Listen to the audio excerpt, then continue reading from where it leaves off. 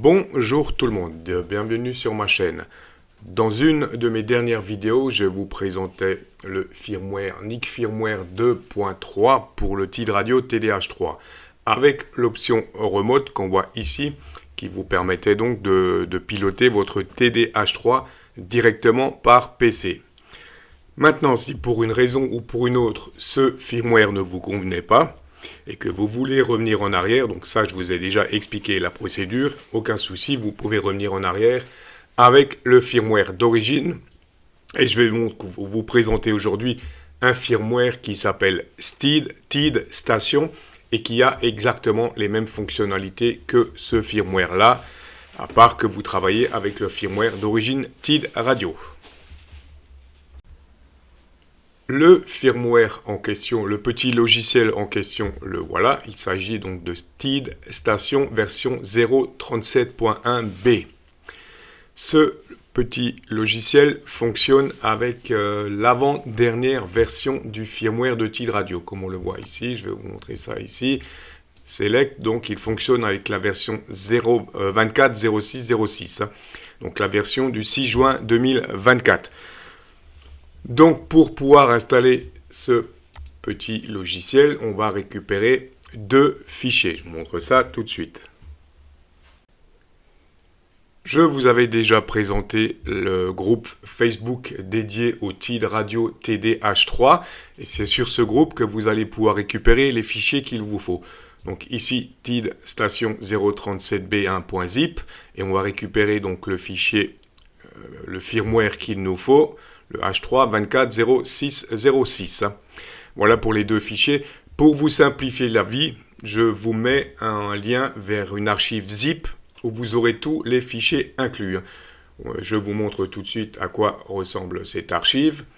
Et comme vous le voyez sur l'archive, on a donc tous les fichiers qu'il nous faut.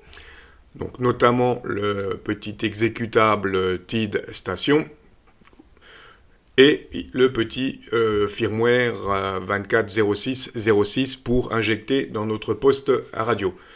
Donc ce petit répertoire, vous allez pouvoir le mettre où vous voulez sur votre ordinateur et il vous suffira de faire un raccourci du fichier exécutable TID Station pour l'envoyer vers votre bureau. Avant de vous présenter donc l'application TID Station, je pars du principe que vous avez fait l'installation du firmware 24.06.06 sur votre TDH3. Et si vous aviez déjà installé la version NICSUR que je vous avais présentée, vous avez suivi ma dernière vidéo, vous avez bien effacé les proms pour faire une installation propre du 24.06.06. Voilà, donc ça, vous connaissez le principe. On récupère, Start. On appuie PTT, on allume notre radio pour envoyer le firmware. Et on se retrouve tout de suite sur l'application TID Radio. On vient donc de réinjecter le firmware 24.06.06 dans notre TID Radio. À partir de là, je le connecte en USB comme vous le voyez. Ça, vous avez l'habitude. Maintenant, le poste est éteint pour le moment. Donc déjà, je me connecte sur le COM3. Là, voilà, je suis connecté à ma radio. Pour le moment, je n'ai pas encore accès à toutes les fonctionnalités. Pour y accéder, on va commencer par cliquer ici sur le petit éclair. On va de nouveau récupérer notre fichier binaire 24.06.06. Voilà, ça c'est fait. Le COM3 c'est bon. Et ce qui est très important, ici dans Select, vous allez vérifier que la case 24.06.06 TID Station Patch soit cochée. Une fois que cette case est cochée, donc on fait Start, et ensuite vous connaissez la méthode, PTT, et on allume notre radio. Voilà.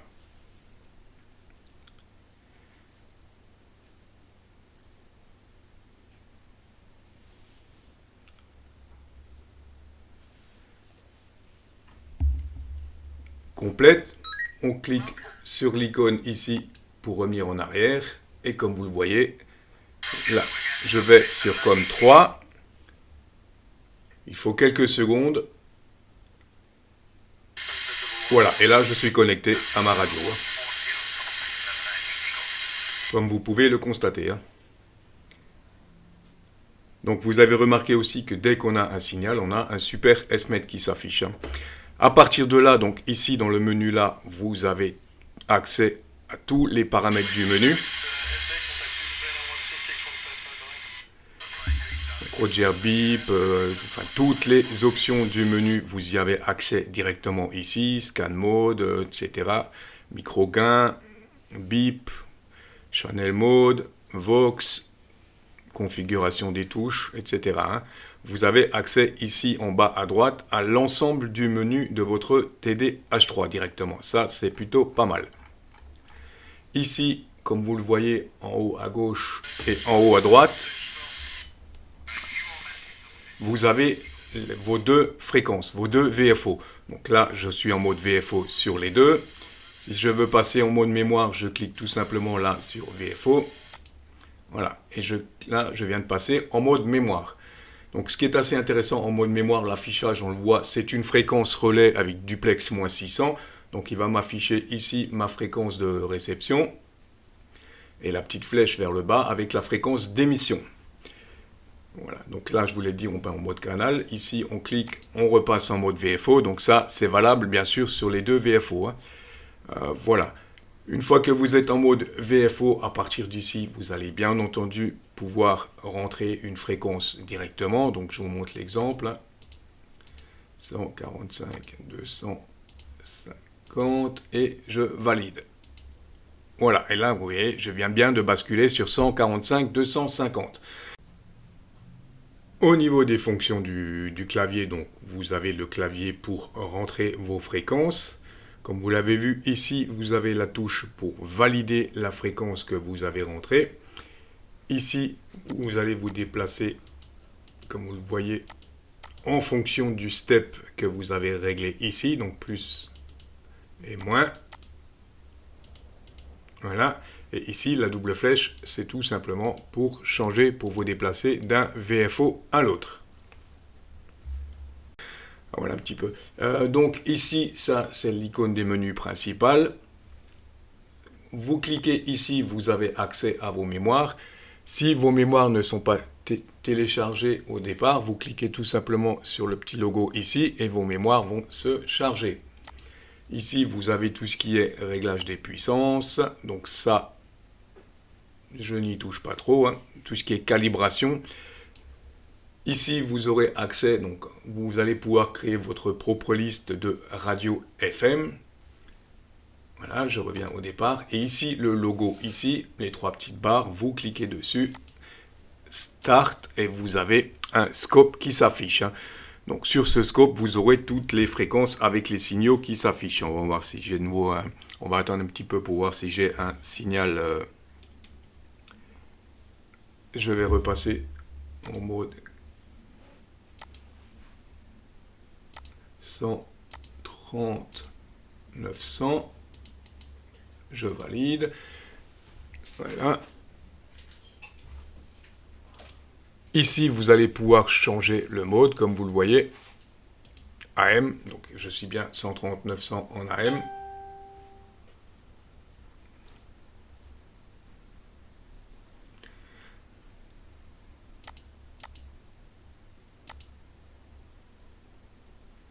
Voilà, c'est reparti. Donc dès que j'ai un signal, on aura un petit pic et vous avez tout de suite, comme vous le voyez, la plage de fréquence qui est également réglable.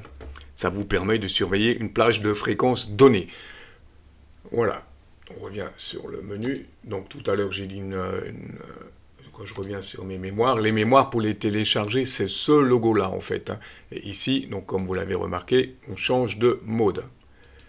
Voilà. Et vous avez remarqué également, j'attends juste qu'il y ait un signal pour qu'on puisse voir comme il faut. Et une fois donc que vous avez modifié les paramètres, que vous avez modifié quoi que ce soit ici dans les paramètres de votre radio, ou que vous avez fait une modification ici au niveau des puissances ici, vous faites tout simplement, vous cliquez ici sur Save, comme on le voit c'est marqué Save, pour enregistrer les modifications que vous avez faites. Voilà pour la présentation de ce petit logiciel. Je voulais juste, j'espérais juste qu'on ait encore un signal qu'on puisse voir. Et vous avez directement la fonction PTT également depuis que vous pouvez commander depuis la souris. Ça, j'avais oublié. Voilà pour la présentation de ce petit logiciel TID Station version 0.37b qui fonctionne donc avec le firmware d'origine, je le répète, d'origine de TID Radio. Par rapport au logiciel Nixure que je vous avais présenté. Ce logiciel-là a un petit peu les mêmes fonctionnalités au niveau des commandes de l'écran, mais le firmware TID Radio d'origine a un petit peu moins de fonctionnalités. Vous allez pouvoir faire des réglages un petit peu moins précis, je veux dire, par rapport au logiciel Nixure, qui permet beaucoup plus de possibilités au niveau réglage. Mais sinon, si le logiciel d'origine a l'avantage d'être beaucoup plus simple. Voilà, et graphiquement, j'aime beaucoup l'interface. Je trouve ça plutôt sympa. C'est plutôt agréable d'avoir la radio connectée et de voir en un coup d'œil ce qui se passe au niveau trafic sur l'écran. Voilà pour la présentation de cette application TID Station. J'espère que cette vidéo vous aura intéressé. Je vous dis 73 et à très vite.